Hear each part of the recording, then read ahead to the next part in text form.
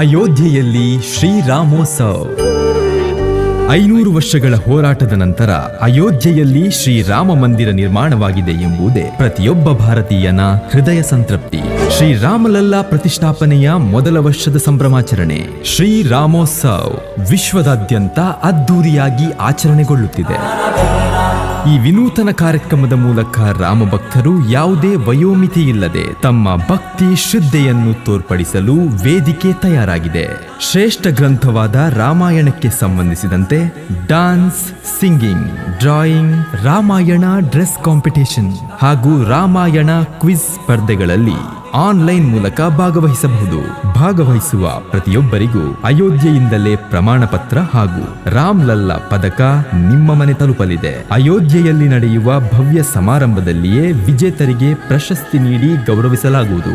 ವಿಜೇತರ ಪ್ರಯಾಣದ ಸಂಪೂರ್ಣ ಖರ್ಚನ್ನು ಭರಿಸಲಾಗುವುದು.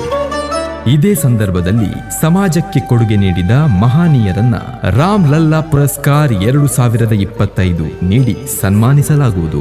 ಇಷ್ಟು ಮಾತ್ರವಲ್ಲದೆ ವಿಶೇಷವಾಗಿ ಆಯೋಜಿಸಿರುವ ಅಯೋಧ್ಯ ದರ್ಶನ್ ವಿಭಾಗದಲ್ಲಿ ನೋಂದಾಯಿಸಿದ ಅದೃಷ್ಟವಂತ ಕುಟುಂಬದ 6 ಸದಸ್ಯರಿಗೆ ಸಂಪೂರ್ಣ ಉಚಿತ ದರ್ಶನವನ್ನು ಆಯೋಜಿಸಲಾಗಿದೆ. ತಾವು ಕೂಡ ರಾಮೋತ್ಸವದ ಭಾಗವಾಗಲು ಈ ಸಂಖ್ಯೆಗೆ ಜೈ ಶ್ರೀರಾಮ್ ಎಂದು ವಾಟ್ಸ್ಆಪ್ ಮಾಡಿ.